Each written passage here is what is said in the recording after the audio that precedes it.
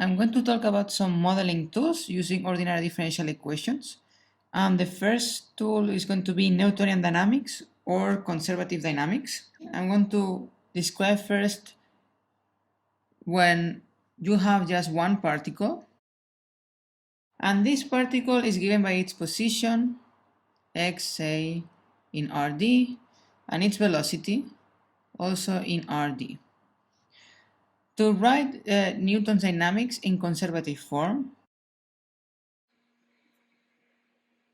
what we need is a potential. A potential is going to be a function acting only on the position. So I'm going to consider a potential V of x. And typically, I will want V to be bounded from below, so that there is a minimum and typically a global minimum. But anyway, these are details for later. And then Newtonian dynamics go as follows. I say that dx dt changes according to the velocity v, and then the velocity of the particle, I should put mass times acceleration, right? Mass times the derivative of the velocity. This is going to be the force. Normally, I should consider a force, general force applied to x and v, but because I want conservative dynamics, I want f of x, v to be actually minus the gradient in x of v of x. So notice in particular that the force is not going to depend on the velocity. Why do I want to consider this particular form that is going to be conservative? If you have studied dynamical systems, you know that for this Newtonian dynamics, under this form, you have an energy that is defined E of x and v, which is 1/2 of the mass velocity square plus v of x. And what you can prove is that if you differentiate the energy over the trajectories, so what I mean over the trajectories, I mean over the solutions of this ODE, then this is 0. So E is what is called in dynamical systems, this E of xv, is conserved quantity or a constant of motion. And you can apply results that are known, and this constant of motion in particular is a Lyapunov functional. Energy is preserved, and that's why this is called conservative Newtonian dynamics. A clear example of this is the harmonic oscillator, where the potential V of x is equal to x squared.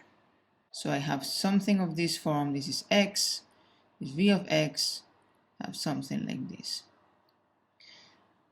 And then in Newtonian dynamics, how it's going to work is that because the energy is preserved, we are going to have oscillatory behavior. And the picture is the following. Say that initially you have, this ODE is going to be accompanied by some initial data, x0 and v0, and this is going to fix what is going to be the level of energy. Because this energy is going to be constant over time. Say we start here some height, this point is going to be the maximum level of energy, so let's call this actually E0.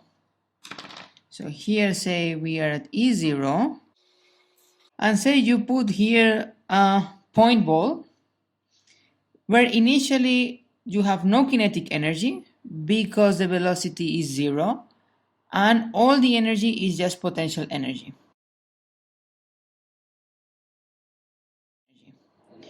So now if you look how the dynamics evolve over time, what is going to happen is that this ball is going to roll down, the potential energy is going to diminish, it's going to reach a point where the potential energy is 0, but then all the energy has become kinetic energy. So here is the point of maximum velocity of the particles.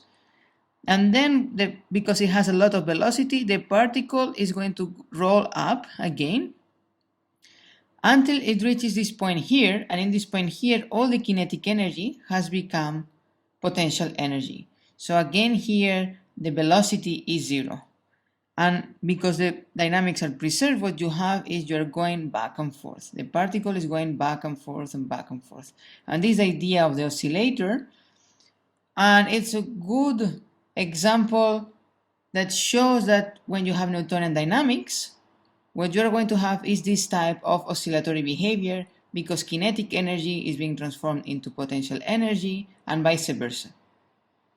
Okay, so this is the first example of a modeling tool. Now let's say we have many particles. How does this translate? Now you have xi from 1 to n particles.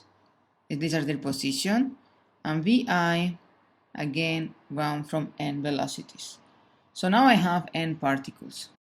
And a priori, each one of these particles is going to follow Newtonian dynamics. So for the evolution of the position is the same as before.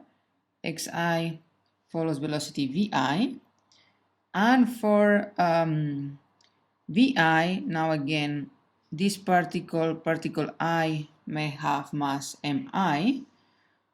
Normally, in many systems, we're going to consider that all the masses are the same, but okay, let's talk now about the more general case when I have mi. And then this is going to be given by a force, Fi, that is going to depend on the positions and the velocities of all the particles. What we are going to consider again to have Newtonian type dynamics in a conservative sense, I'm going to consider that Fi is of the following form. I can have a potential applied to the particle I, just as before, so I will have minus the gradient of xi of this potential applied to xi. But then, because I have many particles and I want to consider the interaction between them, I'm going to write an interaction potential for all of them. So I'm going to have an interaction that I'm going to call phi, and it's only going to depend on paired particles. I'm going to assume binary interactions. And I'm also going to assume that phi is symmetric. That means that phi of xi xj is equal to phi of xj xi. And I am also going to assume that actually this potential only depends on the distance between these two guys. And then what I'm going to put here is, again, I want to apply the gradient with respect to xi of this fi xi xj. And actually, what I need to do is to sum over all the particles j different from I up to n. So if I have this type of force, then I'm going to have again that the total energy of the system is preserved. Now, what is the total energy? It's somehow defined analogously as before. So it was going to depend on the positions and the velocities of all the particles.